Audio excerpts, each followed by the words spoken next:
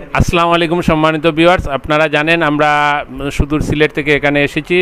ব্রাউনবাড়িয়া পজিয়া দরবারের গদিসীন পীর মুফতি গিয়াসউদ্দিন তাহেরি হুজুরের কাছে আমরা এসেছি। গ্রাম বাংলা 24 ইউটিউব চ্যানেল এবং ইউটিউব ফেসবুক পেজ থেকে আমরা আজকের এই লাইভটিতে আরেকটা বিষয় আপনার কাছে জানতে চাবো। আপনি জানেন আমরা গ্রাম বাংলা 24 থেকে ইতিমধ্যে ঐক্য সংলাপ আমরা শুরু করেছি। আপনাকেও আমন্ত্রণ জানিয়েছি, হয়তো কোনো একটি সংলাপে আপনি অংশগ্রহণ করবেন সে প্রত্যাশা করছি। এই ঐক্য নিয়ে আপনি কি বলেন? সব মসলকের সাথে কি ঐক্য হওয়া সম্ভব এই বিষয়ে? যেহেতু নাস্তিকরা একটা বিষয় করেছে, আপনাদের আলিমদের সবাই এক কাতারে দাঁড় করিয়েছে, আপনারা কি সব আলিমরা এক কাতারে দাঁড় হতে পারেন না এই নাস্তিক বিরোধী আন্দোলনে? আমি ঐক্যের শিরোনামে আমি অনেকগুলা ডিবেট আমি অলরেডি ইতিমধ্যে দেখেছি। অনেক মসলকের অনেক ঘরানার আলেমদের সংলাপ আমি শুনেছি, কিন্তু সংলাপের মধ্যে আমি একটা জিনিস খেয়াল করেছি, যারাই সংলাপে এসেছে তারা প্রত্যেকেই যার যার আকীদার কথাগুলো বলে এবং বলার পরে একটা উত্তেজিত পরিবেশ সৃষ্টি করে।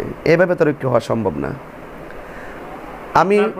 আমার পরামর্শ হলো, আমি সংক্ষিপ্তভাবে এতটুকু বলতে পারি, যাদের সাথে আমাদের চিরদিনের আকীদার দ্বন্দ্ব ছিল, এই দ্বন্দ্বকে কেন্দ্র করে নিজেদের মধ্যে অনেক ঘাত প্রতিঘাত, হামলা মামলা, বিভিন্ন ধরনের ওয়াজে অস্থিরতা, বিভিন্ন জিনিস আমরা অতীতে লক্ষ্য করেছি।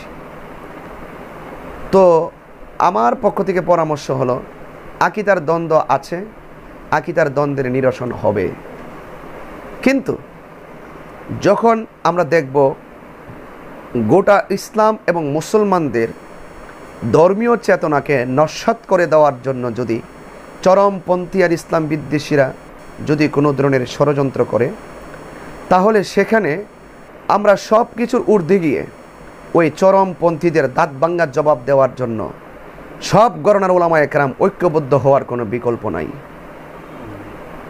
আমি মনে করি চরমপন্থীদের বিপরীতে সকল উলামায়ে কেরাম যখন ঐক্যবদ্ধ হয়ে তার জবাব দিবে এবং সুনির্দিষ্ট অত্যন্ত শান্ত প্রক্রিয়াগতভাবে, কোনো মারামারি নয়, তাদের জবাব কোনো মারামারি নয়, তাদের বিরুদ্ধে সকল উলামায়ে কেরামদের ঐক্যবদ্ধতা যখন চরমপন্থীরা দেখবে, এমনিতে চরমপন্থীরা মাঠ ছেড়ে পালিয়ে যাবে।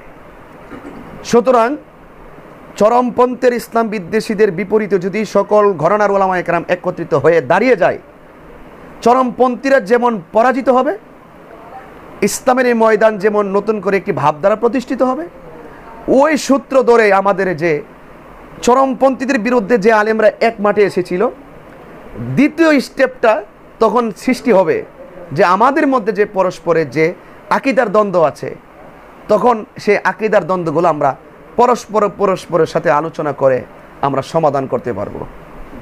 যেহেতু আমরা আকীদার ব্যানার নিয়ে একসাথে অতীতে পারি নাই, যদি কেউ আকীদার ব্যানার নিয়ে এক হওয়ার চেষ্টা করে, কিংবা আমি আপনাকে ডাকবো আপনি আমাকে ডাকবেন, এই ডাকে কেউ যাবে না, কারো কাছে আসবে না।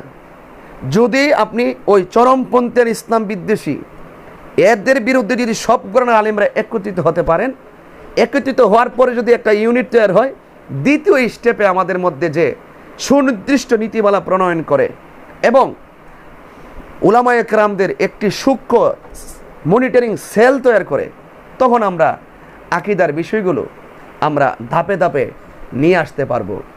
তখন এই দীর্ঘদিনের রেশটা কিন্তু একদিনে কাটবে না, এগুলো আস্তে আস্তে আস্তে আস্তে কেটে যাবে। কিন্তু ব্যানার কোথায়? ইসলাম জিহাদের তো আপনি জানেন যে অনেকগুলো হুকুম আছে। কেউ যদি ইসলামের নাম সেটা মুছে ফেলতে চায়, সব কিছু বাদ দিয়ে শুধুমাত্র ধর্মের যারা কথা বলে উলামায়ে কেরাম, তারাই প্রতিবাদ করবে না, সব ঘরানার মুসলিমরা সেখানে প্রতিবাদ করবে। তো এখানে আমার আবারও কথা হলো যে চরমপন্থী আর ইসলাম বিদ্বেষীদের বিরুদ্ধে অবস্থান নিয়ে যদি সকল ঘরানার উলামায়ে কেরাম এক হতে পারে, তাহলে ইসলামের বিজয় হবে। পাশাপাশি আমাদের উলামায়ে কেরামদের মধ্যে যে দ্বন্দ্ব আছে, আকীদার দ্বন্দ্ব, এই দ্বন্দ্বগুলো পরবর্তী স্টেপে আপনি আমরা বসে বসে আমরা চেষ্টা চালিয়ে যাব। এতদিন যেই চেষ্টাটা আমরা অনলাইনে চালিয়েছি, কৌমিদের স্টেজে আমাদের সাথে যে সাংঘর্ষিক আকীদার বিষয় আছে তার জবাব দিছে, আমরা তাদের সাথে যে সাংঘর্ষিক আছে আমরাও মাইকের মাধ্যমে ওয়াজে উঠে তার জবাব দিছি। জবাব দেওয়ার পরে ওনাদের একটা গ্রুপ হয়েছে, আমরা আমাদের একটা গ্রুপ হয়েছি। এটা তো আমরা দীর্ঘদিন দেখেছি, তার রেজাল্ট তো হয়েছে জিরো।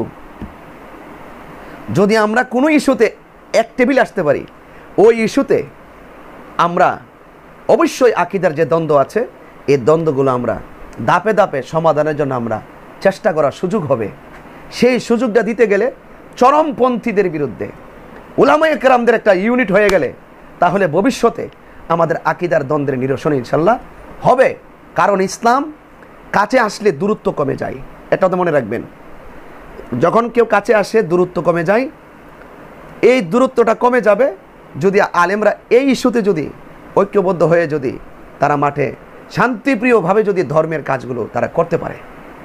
আমরা মারামারি চাই না, আমরা কোনো পন্থীদের বিরুদ্ধেই, চরমপন্থী হোক আর ইসলাম বিদ্বেষী হোক, কাহার সঙ্গে আমরা মারামারি করে আমরা বিজয় অর্জন করতে চাই না। আমি মনে করি তর্কের চাইতে, মারামারির চাইতে এই মুহূর্তে চরমপন্থীদের এক বিস্ফোরণ হলো, এক বিস্ফোরকের নাম সব গণনার আলেমরা ঐক্যবদ্ধ হওয়া। জি, আপনার কাছে আর একটু সংক্ষিপ্ত আকারে জানতে চাবো, আপনার যে একটা ঐক্য প্রক্রিয়া চলতেছে, আমাদের জানি কৌমির মুফতি রেজাউল করিম একটা সমন্বয় করতেছেন, আইয়াম উলামা পরিষদ নামে একটা সংগঠন করতেছেন, এই বিষয়ে আপনার মতামত কি? এটাতে কি আপনারা সম্পৃক্ত হওয়ার সম্ভাবনা আছে? সম্পৃক্ত, আপনি জানেন যে ইতিমধ্যে তিনি আহ্বান করেছিলেন 116 জন আলেম যাদের ব্যাপারে অভিযোগ করা হয়েছিল। হ্যাঁ, ওই যাদের ব্যাপারে অভিযোগ করা হয়েছিল শুধু অভিযোগকারীরা সেখানে যাবে। তো অভিযোগকারীর বাইরেও তো আরও লক্ষ লক্ষ ওলামায়ে কেরাম আছেন। হ্যাঁ, তো এখানে ওলামায়ে কেরামদের বিরুদ্ধে যে আনিত অভিযোগ এনেছিল সেই ব্যাপারে ওলামায়ে কেরামদের এই মুহূর্তে কি করণীয়, সেই করণীয় নিয়ে একটা মিটিং ডেকেছিলেন। এটা হয়তো প্রশাসনিকভাবে এটা অনুমোদন হয়নি। যেহেতু অনুমোদন হয়নি, এখন তার দ্বিতীয় প্রক্রিয়া কিভাবে গ্রহণ করবে তাহলে এটা চিন্তাভাবনার ব্যাপার আছে। এবং আমি মনে করব যারা এই সমূহান উদ্যোগটা গ্রহণ করবেন, সব গণনার দায়িত্বশীল যারা, যেমন আমার সাথেও আবরার সাহেব একাধিকবার যোগাযোগ করেছেন। তো এখন যেহেতু এই প্রোগ্রামটা ক্যান্সেল হয়েছে, দ্বিতীয় স্টেপটা যখন নেবেন, আমি যে কোনো গণনার আলেম থেকে যদি কোনো ধরনের প্রস্তাব এরকম আসে, আমার পক্ষ থেকে পরামর্শ হলো, আমরা হইলাম আহলুস সুন্নাত ওয়াল জামাতের যারা ওলামায়ে কেরাম আছেন, আমরা তো সবসময় একটা সমন্বয় গোষ্ঠী নিয়ে চলে আসছি। আমাদের মধ্যে দায়িত্বশীল শীর্ষস্থানীয় আলেম আছেন, তাদের সাথে যেন যে কোনো গণনার পক্ষ থেকে যদি কোনো ঐক্যের আহ্বান আসে বা মিটিংয়ের আহ্বান আসে, আমাদের আহলুস সুন্নাত ওয়াল জামাতের মধ্যে যে তারা শীর্ষস্থানীয় আলেম আছেন 5 জন, এই 5 জনের সাথে যেন ওনারা যোগাযোগ করেন। ওই তাদের সাথে যখন যোগাযোগ করবেন তখন তাদের জুনিয়র যারা তারা এমনিতেই যাবে। এই প্রস্তাবটাই আমি পরামর্শ দিয়ে রাখছি, যে কোনো মহলের হোক তারা যেন এই প্রক্রিয়াটা গ্রহণ করে।